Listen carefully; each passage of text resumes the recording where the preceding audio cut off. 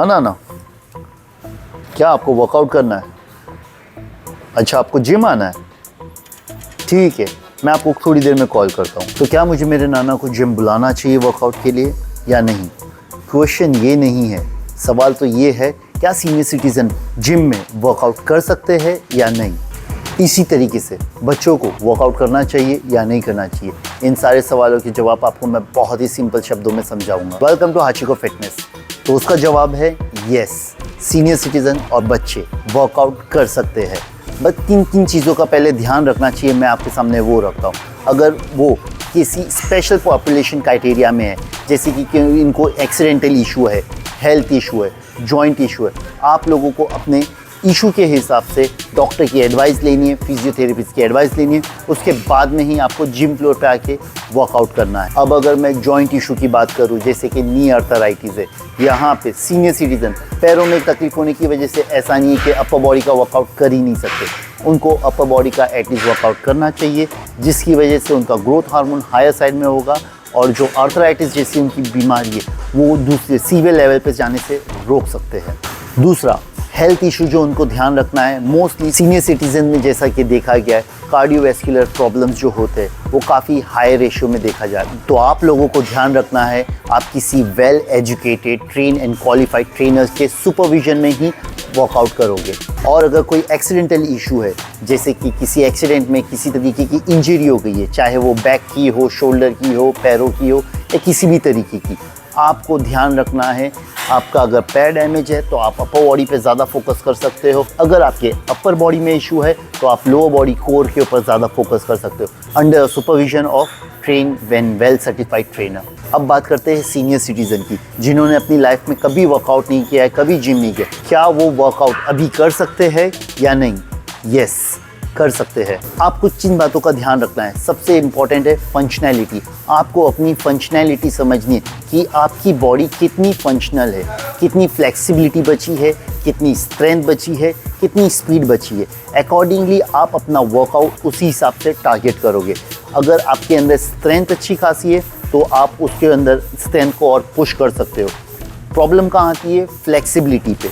जहाँ आपने देखा होगा जैसे जैसे हमारी एज बढ़ती है, हम 60, 70, 80 की एज में बढ़ते, हमारी बॉडी स्लो होती जाती है। अगर आप फंक्शनैलिटी मेंटेन रखोगे तो आप स्पीड भी मेंटेन रख सकते हो। ऐसा नहीं है कि फंक्शनैलिटी और स्पीड मेंटेन नहीं कर सकते। अगर आप रेगुलर रूटीन में हो तो डेफिनेटली वो मेंटेन रहेगी। लेकिन अगर आप एट द एज ऑफ 70 सोच रहे हो कि इम्प्रूवमेंट हो तो यस, हो सकता है, लेकिन वो जो इम्प्रूवमेंट रहेगा बहुत स्लो रहेगा। आपको ध्यान रखना है जो भी आप फंक्शनल वर्कआउट अपनी फ्लेक्सिबिलिटी के हिसाब से कर रहे हो उसको आपको कंसिस्टेंसी करते रहना है।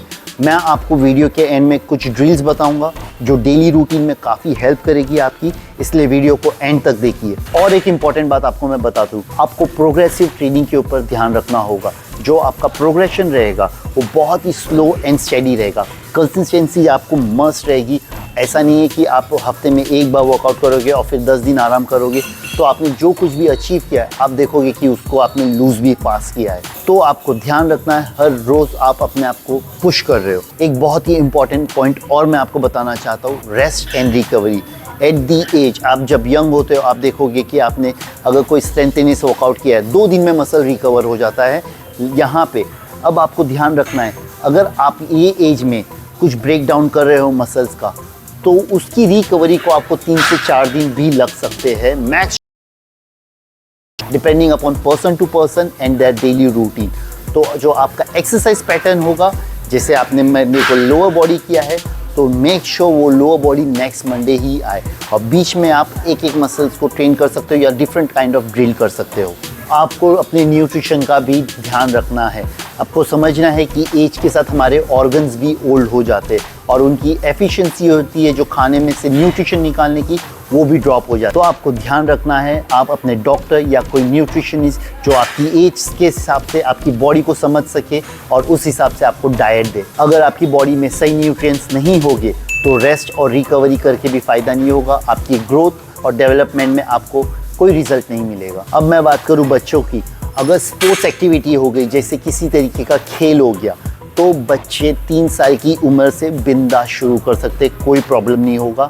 और एक मैंने फ़नी थिंग सुनी है कि अगर आप बचपन में स्क्वाट करोगे या वेट ट्रेनिंग करोगे तो हाइट नहीं बढ़ेगी, जो कि एब्सोल्युटली गलत है। अगर मैं एज ग्रुप की बात करूँ तो 7 साल के ऊपर के बच्चे वर्कआउट कर सकते हैं under expert supervision. Weight training का मतलब ये नहीं होता है कि जाके 100 केजीज उनको उठाना है, उनको अपनी कैपेसिटी के हिसाब से उठाना है। जैसे हर एक बच्चा अलग होता है, उनकी कैपेसिटी, उनकी फंक्शनैलिटी की जेनेटिक्स अलग होगी। तो जो वर्कआउट करने वाले बच्चे हो गए उनका ग्रोथ हार्मोन भी काफ़ी अच्छे से डेवलप होगा एंड आप देखोगे कि उनकी हेल्थ एंड कंडीशन पहले से बेटर हो रही है। जैसा कि मैंने सीनियर सिटीज़न का बताया था, ऐसा इसी तरीके से खाली आप लोगों को बच्चों को वर्कआउट नहीं करवाना है, उनका खाने पीने का भी ध्यान रखना है, उनकी रेस्ट एंड रिकवरी का भी ध्यान रखना है। ऑलरेडी पढ़ाई का स्ट्रेस तो बहुत होता ही है, उनके लिए बहुत बड़ी चीज़ होती है, लेकिन उसके साथ साथ आपको ध्यान देना है उनकी नींद पूरी हो और उनका न्यूट्रिशन लेवल भी काफ़ी अच्छे से फुलफिल हो। अब मैं आपको बेसिक ड्रिल बताता हूँ। अगर आपने मेरा वार्म अप का वीडियो नहीं चेक किया है तो प्लीज़ जाके चेक कीजिए, यूट्यूब पे आपको मिल जाएगा। इसी के हाथ में मैं आपको ड्रिल एक बार करके भी दिखाऊंगा। ये करना है कि इसे दिन में आपको एटलीस्ट 4 से 5 घंटे के गैप में रिपीट करना है। ये आपकी फंक्शनैलिटी को इम्प्रूव करेगा, आपके जॉइंट्स को इम्प्रूव करेगा, ब्लड फ्लो को इम्प्रूव करेगा एंड मसल को भी फ्लेक्सिबल बनाएगा।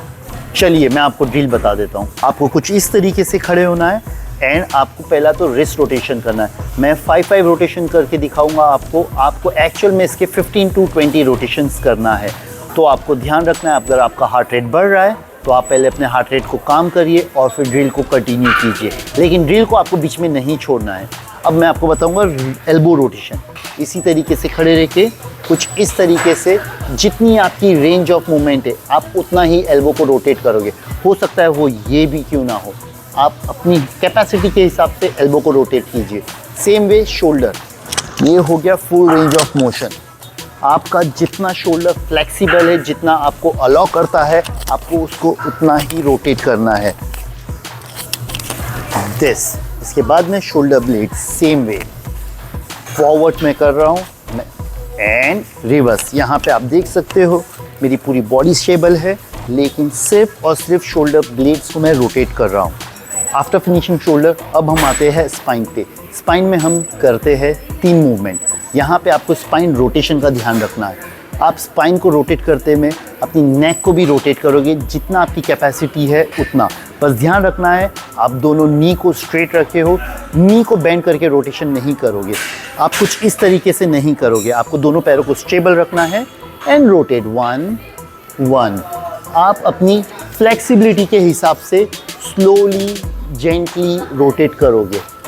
रोटेशन होने के बाद में सेकेंड मूवमेंट है स्पाइन की साइड बेंडिंग। यहाँ पे भी आप अपनी फ्लेक्सिबिलिटी और अपनी फंक्शनिंग के हिसाब से जितना आपसे हो सकता है उतना बेंड करोगे और स्पीड भी मेंटेन रखोगे।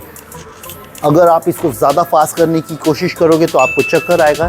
ध्यान रखिए इस बात का, आपको बैलेंस नहीं खोना है, स्टेबल मैनर में करना है। तीसरा मूवमेंट है फॉरवर्ड एंड बैकवर्ड। यहाँ पे भी आप उतना झुकोगे जितनी आपकी कैपेसिटी है। मैं पूरा रोल करके पूरा पुश कर रहा हूँ। अगर आपका हार्ट रेट काफ़ी बढ़ रहा है, ब्रेक लेना ना भूलिए। तो स्पाइन के 3 मूवमेंट होने के बाद में पेल्विक 1-2। आपको ध्यान रखना है कि दोनों नी स्ट्रेट हो और हिप का rotation full range of motion में आप ट्राई करोगे। इनिशियली ये बराबर से सर्कल नहीं बनेगा, लेकिन लेटर ऑन आप नोटिस करोगे कि आपका मूवमेंट काफ़ी स्मूथ हो गया है और इम्प्रूव हो रहा है और आप बेहतर सर्कल बना पा रहे हो अपने पेल्विक से। हिप रोटेशन के बाद में आपको किसी चीज़ का सपोर्ट लेना है, वॉल या डोर, एंड पैरों को फॉरवर्ड एंड रिवर्स स्विंग करना है। ये स्विंग भी आप अपनी कैपेसिटी के हिसाब से करोगे। फिर साइड स्विंग करना है, ये भी आप अपनी कैपेसिटी के हिसाब से करोगे। बस आपको ध्यान रखना है कि आप एक ही पैर पे पूरा बॉडी वेट रखे हो और आपका नी स्ट्रेट है। ये रहा डिफरेंट अदर लेग। ये हो गया side swing. And last drill है नी रोटेशन। यहाँ पे आपको दोनों पैरों को क्लोज रखना है, हाथों को नी पे रखना है एंड उतना ही सर्कल बनाना है जितनी आपकी फंक्शनैलिटी है। अगर आपकी फंक्शनैलिटी अच्छी है आप बड़ा सर्कल बनाइए, मेक श्योर आपका अपना बैलेंस ना खो रहे हो। और ये था हमारा फाइनल ड्रिल नी रोटेशन। अब आपको ध्यान रखना है आप हर एक जॉइंट का 15 to 20 टाइम्स क्लॉकवाइज और एंटी क्लॉकवाइज रोटेशन कर रहे हो। आई होप आपको आज का ये एपिसोड पसंद आया हो।